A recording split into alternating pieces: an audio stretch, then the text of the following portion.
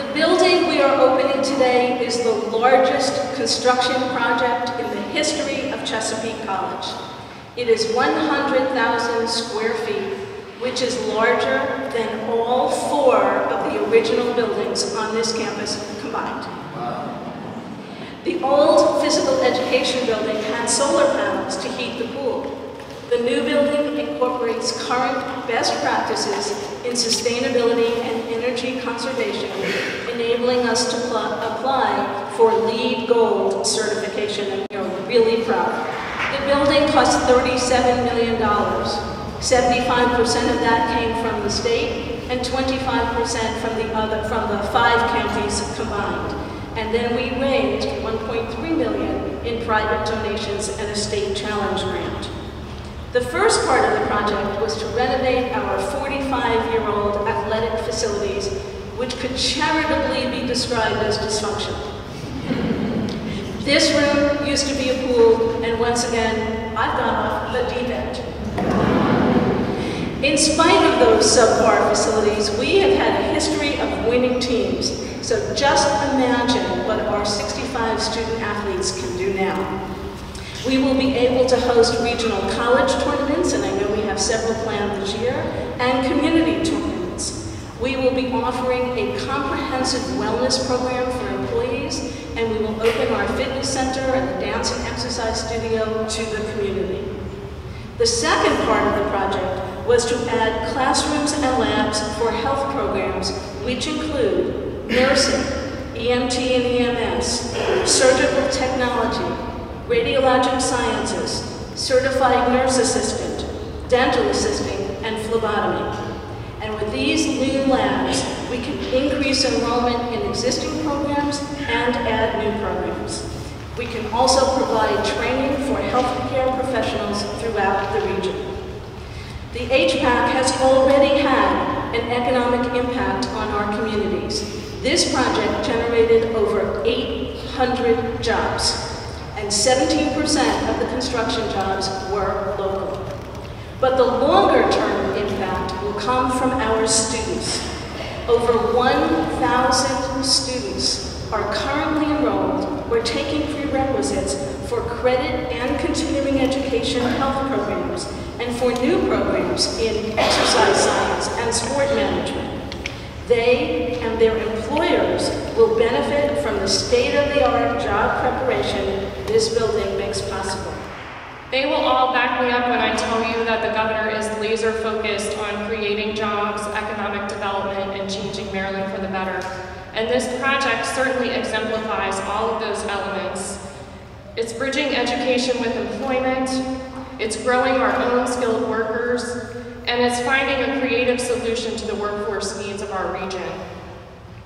To the President, the administration, the staff, and the students, thank you for being such an integral part of the innovation and forward thinking that Chesapeake College has shown time and time again. Congratulations on this achievement, congratulations on 50 strong years, and we know that the best is yet to come, and it starts today with the dedication of this building.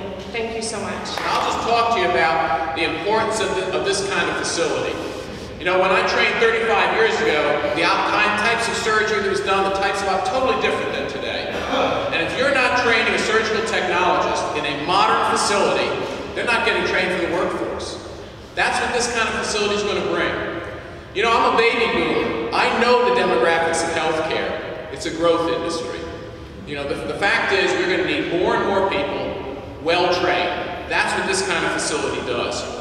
And again, it's always been, Chesapeake College has always been affordable, always been accessible. Now it's got a top-notch, modern facility to train people, the next generation of healthcare workers. So I congratulate you on that. Team, what a wonderful team and what a wonderful day it is to stand here. I remember a career path I started back in 1973 when I very nervously drove to Chesapeake College to apply for classes.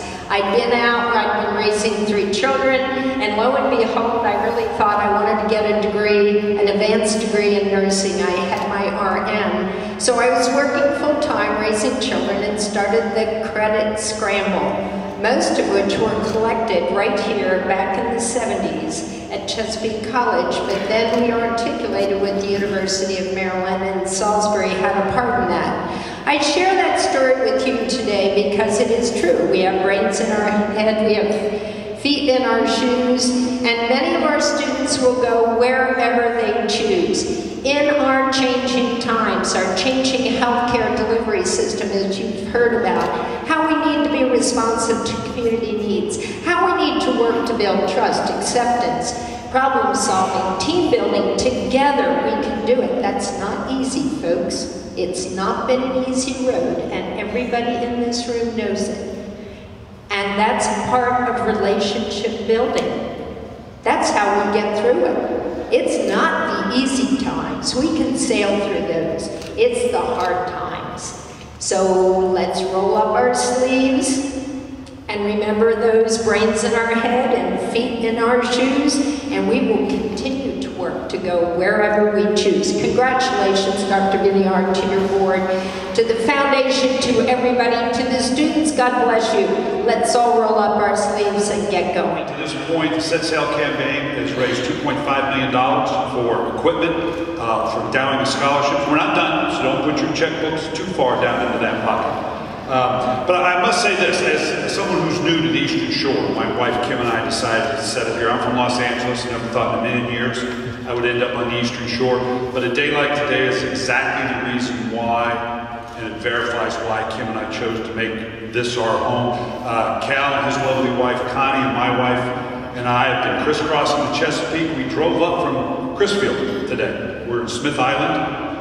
The day before in Crisfield, so we brought a car up, coming right down the middle of the Delmarva, and something occurred to me as we were driving up that applies to today. In coaching, we learned a long time ago, and particularly dealing with quarterbacks, there was a saying, see a lot, see a little, see a little, see a lot.